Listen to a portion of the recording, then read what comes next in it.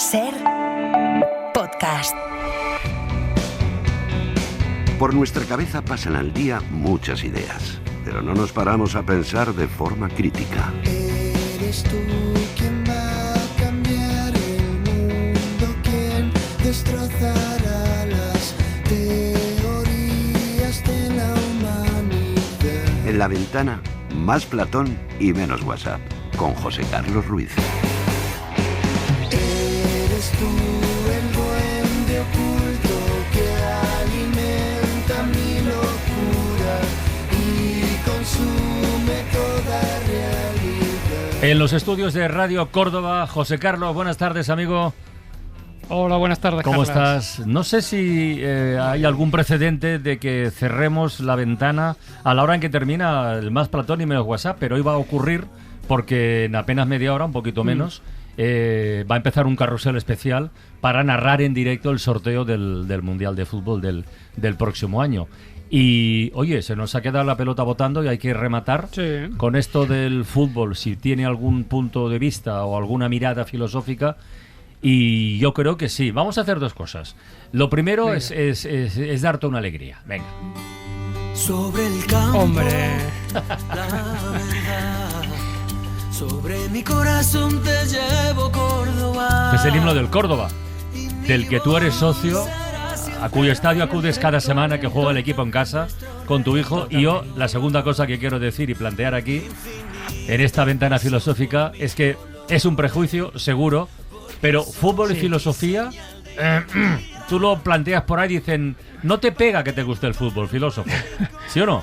bueno, sí, es un prejuicio, tú lo has dicho, pero yo lo llevo en vena. A mí me lo inyectaron de chiquitito en casa con mi abuelo, luego mi padre, y ahora yo con mi hijo vamos al campo cada vez que el Córdoba juega y para mí es algo que supera cualquier proceso de racionalización. Es verdad que la filosofía no ha tenido mucho predicamento con respecto al fútbol, pero creo que tiene mucho que ver también con las biografías de los filósofos, ¿no? En muchos sentidos han estado quizás encerrados en una especie de prisma epistemológico de libros y tal, y la parte, claro, cuando tú eres muy sedentario y estás en ambientes muy eruditos, parece que el deporte no tiene ese prurito intelectual, que parece que renuncia a la profundidad si te acercas al deporte. No es mi caso. Yo, de hecho, has puesto el himno y me he puesto de pie como hago en el estadio. O sea, Bueno, pues para escépticos y prejuiciosos, que sepan que los hay, pensamientos fútbol filosóficos de mucha enjundia. Por ejemplo, se habla poco de la felicidad en el fútbol, pero la felicidad más pura se observa en el rostro de Garrincha cuando regatea o en el de Haaland cuando marca un gol. Se habla poco de la felicidad en el fútbol y aún menos de la inmortalidad, pero Puskás lo resume al estilo de Santo Tomás, que dijo aquello de que en esta vida se puede tener alguna participación de la bienaventuranza, pero no se puede tener la bienaventuranza perfecta y verdadera. Con su idea, Puskás se alinea en el tomismo, pues pretende prolongar el gozo futbolístico más allá de la propia vida. Podemos percibir que el húngaro, Puskás, era lo opuesto al nihilismo existencial. Para Puskás, vivir tiene sentido porque juega al fútbol, lo que quizás rechazarían al unísono Nietzsche y Heidegger. O quizá no. Pero es que hay más. La vida y la muerte. Lo más importante, lo que más nos preocupa. Fútbol es vivir. Fútbol es aceptar la vida y la muerte como son. Epicuro afirmó, el más espantoso de todos los males, la muerte, no es nada para nosotros, porque mientras vivimos no existe la muerte. Y cuando la muerte existe, nosotros ya no somos. Por tanto, la muerte no existe ni para los vivos ni para los muertos, porque para los unos no existe y los otros ya no son. La muerte no es temible, lo es más la vida. Por ello, abracemos el fútbol. Acabo de leer 2 párrafos de un libro magnífico que salió a principios de este año, que se titula precisamente El fútbol y su filosofía, grandes ideas detrás del juego. Hemos invitado hoy, no podíamos hacer otra cosa, a su autor Martí Perarnau. Martí, buenas tardes. Buenas tardes. ¿Cómo estás? ¿Qué tal? Un placer estar aquí. Y he dado 2 ejemplos, dos perlitas, pero hay un montón que iremos repasando en esta conversación. Oye, ¿cómo te metes tú en este universo de sistematizar la relación entre fútbol y filosofía? Bueno, hay un inspirador involuntario que es Zlatan Ibrahimovic. Magnífico futbolista. Sí, y grande, en todos los aspectos. Gran futbolista que en cierta ocasión, para criticar a Pep Guardiola, emplea el término ese filósofo. Entonces, Es verdad.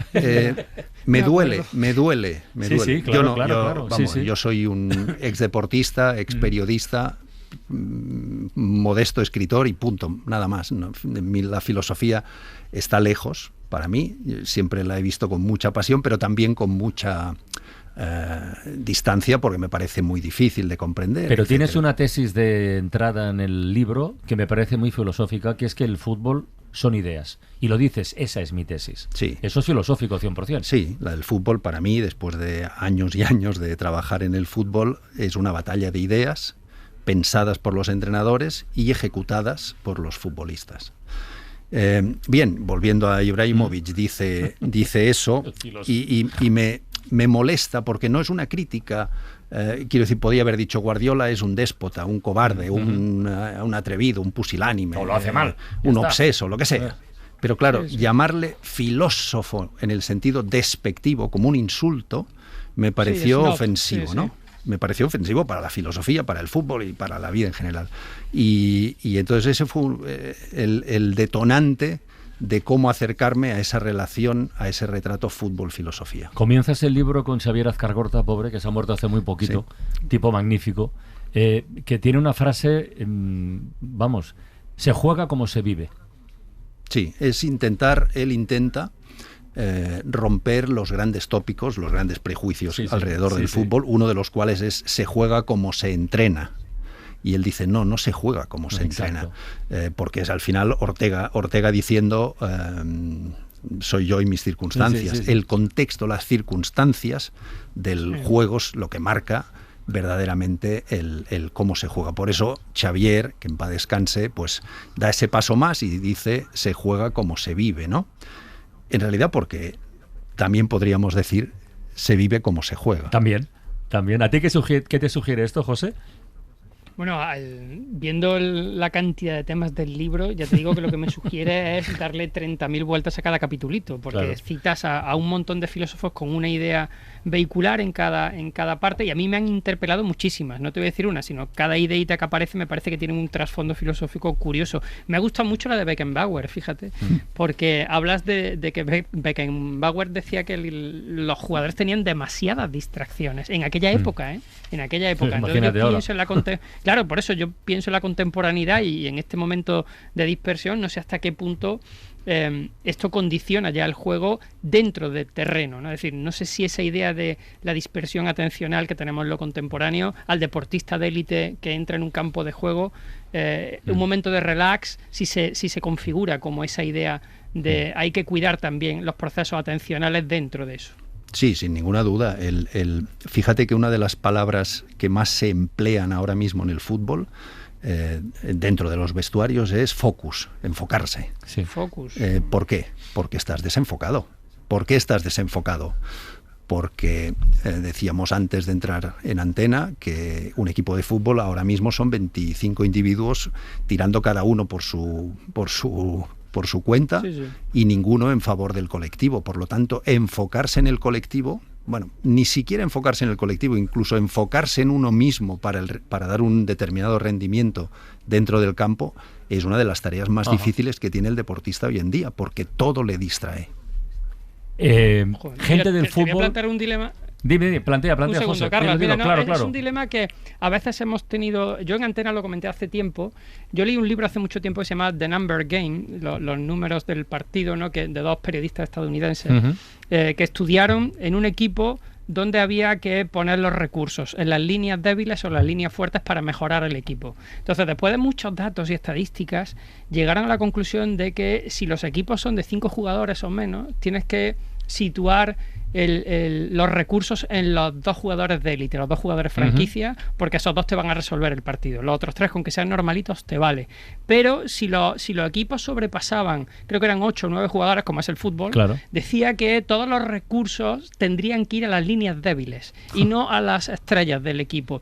Porque en las líneas Qué bueno débiles es es esto. donde está el coladero, dice, donde está el coladero de lo que te puede pasar en el equipo. Entonces, yo no sé hasta qué punto en el fútbol contemporáneo se tiene en cuenta esto, que son datos estadísticos de gente que se ha dedicado muchísimas horas a investigar si pones los recursos y los refuerzos en los que son peores en el equipo o en los que son mejores, ¿no? A la hora de equilibrar el equipo. Y esto luego lo pasaba yo en mi mundo filosófico, como tú has hecho, Martí, en el libro, lo pasaba a la sociedad, ¿no? Yo pensaba, bueno, en una sociedad que somos muchos, claro, si quieres que la sociedad mejore, tienes que reforzar las líneas débiles para que se conviertan en líneas medianas y vayamos más rápido entre todos, ¿no? Aquí está No la sé si importancia de la actuación, de la toma de decisiones, y eso nos conecta, o me conecta a mí al menos, con el capítulo 12 del libro de Martí Perarnau, el dedicado a Carlo Ancelotti, que empieza con un entrecomillado tremendo. Dice, hay dos tipos de entrenadores, los que no hacen nada y los que hacen mucho daño. Y luego Martí escribe, es que es muy bueno esto, dice, bajo la máscara de un hombre que masca un chicle infinito, Ancelotti, todos le recordamos, se esconde un taoísta con cejas. Para Carlo Ancelotti el dilema de la vida es muy simple. Siempre es mejor menos que más. Siempre es más eficaz esperar que precipitarse. Siempre es mejor no hacer nada. Este último es su gran precepto. La filosofía taoísta entiende que el universo funciona de manera armoniosa y que esa armonía queda alterada cuando el hombre enfrenta su voluntad a la del universo. ¿Qué te parece, José? Es que la filosofía Tao es así. Y te digo una cosa, yo que mi segundo equipo ha sido el Real Madrid, es verdad que Ancelotti dejaba hacer casi todo. O sea, yo oía a los jugadores que decían que lo de la táctica y la estrategia estaba como un poquito más disoluto. Y no sé si era verdad, pero a él le funcionó con muchos milagros de por medio, ¿eh? Sí, pues sí, pero le funcionó. Sí, yo reivindico la figura de Ancelotti como uno de los, llamémosle así, alineadores. Sí. Es un concepto como muy despectivo también. Exacto. Es decir, no es un maestro en la táctica ni en la estrategia, por tanto solo es un alineador. Bueno, es que ser un alineador es fundamental. Es una de las claves del fútbol y Ancelotti es un maestro en eso. En el libro, si me permites, Carles, dice también Ancelotti, me contratan para ser amable y tranquilo con los jugadores, y él lo es, y es la base de su éxito, y luego, a la primera señal de problemas en el camino, esa es la característica que señalan como mi problema. Claro, le contratan para algo que lo hace, y lo hace muy bien, y cuando ya lo ha hecho muy bien dicen, bueno, pero es que solo es un alineador. Y filósofos del fútbol, grandes filósofos con grandes reflexiones que se recogen en el libro. Por ejemplo, Jorge Valdano, ¿qué es un equipo? ¿Un estado de ánimo? Un equipo es un estado de ánimo, ¿no? No porque el estado de ánimo lo explique todo, sino porque el estado de ánimo positivo o negativo influye en todo, en la táctica, en la técnica, nada menos que en la confianza. Por lo tanto, ahí sí que hay que convertirse en un especialista en cada uno de los jugadores que tiene bajo tu responsabilidad, porque a no todos hay que apretarles la misma tecla, ¿no? Por cierto, el positivo negativo al que hacía referencia Valdano, lo siento, pero nos conduce sí o sí a Louis van Gaal. No. Tú eres muy malo. Roto el pacto de vestuario. La interpretación siempre negativa. Nunca positiva. Esto no sé si es filosofía exactamente, pero es una frase para la posteridad. Por lo que dijo y por cómo lo dijo. Por cómo lo dijo, sí. Él aparece en el libro diciendo el fútbol es como una guerra. Hay que dejarse la vida por el equipo, ¿no? Y aprovecho para contrastar a Van Gaal contra von Clausewitz, que no fue filósofo, pero construyó la filosofía del arte de la guerra, ¿no? Donde Clausewitz precisamente dice bastante lo opuesto de Van Gaal, ¿no? Johan Cruyff también tenía una idea bastante diferente de todo. Yo creo que el fútbol en el mundo de los jóvenes, en el mundo hoy día de las teles y va por el mundo entero, tienes mucho más responsabilidad que solo ganar el partido. Es hasta secundario. Para mí todo es un juego. Yo siempre lo veo como un juego. Un juego con un fondo importantísimo. El fondo importantísimo es educar a los niños.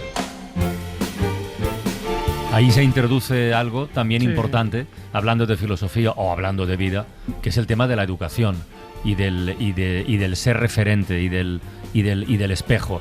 Eso que hoy vemos que a mí me pone de los nervios en todos los campos de fútbol, que un chaval de 7 años mete un gol y empieza a hacer chorradas con los brazos y posturas raros y mirar como si hubiera una cámara de televisión ahí. Bueno, pues todo eso forma parte de la educación también y de los mensajes que se transmiten desde un terreno de juego. Por cierto, José, como sé que te gustan las citas filosóficas con nombre propio, Venga. uno de los capítulos del libro de Martí termina planteándose una pregunta. ¿Es sublime la victoria nacida desde la emoción? ¿O lo es más, surgida desde la razón? Y concluye, Kant no tenía ni idea de fútbol. Bueno, a ver, también Kant tiene una cosa bellísima que a mí me parece además determinante. Hombre, de fútbol no tenía ni idea seguro porque en aquel tiempo no había, pero sí tiene algo maravilloso que creo que con el fútbol tiene mucho contacto, que es lo sublime. La idea de alcanzar lo sublime como una cuestión que sobrepasa el ámbito estético de la belleza, pero porque cuando tú de alguna manera ves una jugada mirífica te quedas estupefacto y ya no hay ni siquiera comprensión, y incluso llegas a celebrar cosas que no dependen de ti. Tú fíjate, los que estamos en el estadio somos de un equipo, pero no podemos hacer nada más que animar, no hay mucho más. Es decir, la dependencia, que bueno, eso es otro tema que si querés lo podemos sacar, y es el papel del estadio, sí, claro. o del... Porque hablabais... Bueno, lo que hablaba Valdano del miedo escénico famoso, ¿no? Exacto, efectivamente. Bueno, lo habéis visto con la 15 del Madrid, creo que fue la 14, no recuerdo, el miedo escénico del Bernabéu. Pero sí es curioso que yo sí creo que Kant tenía ahí una pincelada filosófica sobre el tema, igual que antes habéis mencionado a Heidegger, y Heidegger se sabe que a su vejez, no sabemos si era un aficionado bruto del fútbol, pero sí le gustaba mucho ver partidos de la selección alemana, y su jugador favorito era Beckenbauer. Y hablo de Heidegger, ¿eh? Sí, era su jugador favorito. O sea, que los filósofos algo han dejado por ahí, algo. Beckenbauer es protagonista de un sketch mítico de Monty Python, ¿no? Cuando que lo que más me sorprendió, bueno, yo creo que el oyente más o menos sabe, bueno, es un sketch de Monty Python en octubre-noviembre de 1972, Estadio Olímpico de Múnich, donde acaba de celebrarse los Juegos Olímpicos y ha habido la gran matanza de los israelíes. Es decir, bueno, a pesar de la tragedia, Monty Python aparece allí y se enfrenta, ahí hay un partido entre filósofos griegos contra filósofos alemanes. Entonces, de un lado, pues con sus sotanas están Sócrates, Aristóteles, Platón, etcétera, y del otro, con sus trajes y corbatas, están pues Kant, Heidegger, Martín Lutero, Schopenhauer, etcétera, ¿no? Y Beckenbauer, vestido de jugador del Bayern con las míticas rayas rojas y blancas. Es el único futbolista y el único vestido de futbolista. Arbitra Confucio, da el pitido inicial y el balón no se mueve durante 89 minutos mientras los filósofos van entre ellos hablando, paseando, etcétera, hasta que en el minuto 89 Sócrates grita ¡Eureka!, se lleva el balón corriendo, sortea a los paseantes alemanes que iban meditando, reflexionando sobre el césped, y consigue gol, ante lo que Kant protesta ante Confucio y le dice que el gol no es fruto del libre albedrío, con lo que le merece una tarjeta amarilla por parte de Confucio y el final del partido que ganan los griegos por 1-0. Esto es maravilloso. Y Beckenbauer, que eso es para mí la guinda del sketch, no se mueve en todo el partido. Es un tío al que dejan en el centro del campo sin poder moverse. Con lo cual, al final se dice que Beckenbauer no es más ágil ni rápido que Schopenhauer. Es buenísimo, ¿eh? Es que solo con esto se puede ver. Es que solo con esto es maravilloso. Por cierto, mira, ¿sabes quién no hubiera desentonado ahí como entrenador? Marcelo Bielsa. La injusticia es muy común. Pero cuando se premia como bueno algo que no es bueno, que es casual, eso sí es muy dañino para todos, porque enseña a todos los que observan que un atajo te lleva al objetivo, y un atajo normalmente no te lleva al objetivo. Yo siempre le digo a los jugadores, el ángulo de 90 grados. El que cruza el jardín, lo decía Menotti, evitando el ángulo de 90 grados, pisa la flor y llega más rápido. El que recorre el ángulo de 90 grados, tarda más, pero no daña las flores. Yo creo en que hay que valorar lo merecido, y hay que soslayar, o al menos no endiosar, aquello que no se obtuvo merecidamente. Esto me parece como reflexión casi final que no... Es una reflexión de vida. Exacto, exacto. Porque el fútbol es vida, evidentemente. Efectivamente. El fútbol refleja la vida, no es diferente de cualquier actividad vital. Y para mí Bielsa dice aquí unas verdades absolutamente maravillosas. Pues de esas en el libro tienes unas pocas, ¿eh? Está muy bien, muy estoy recomendable. en el capítulo, mira, tengo aquí delante el capítulo de Bilardo y tiene un texto parecido a este que te dice que la gran falacia del fútbol no es ganar o vencer, sino alcanzar la gloria.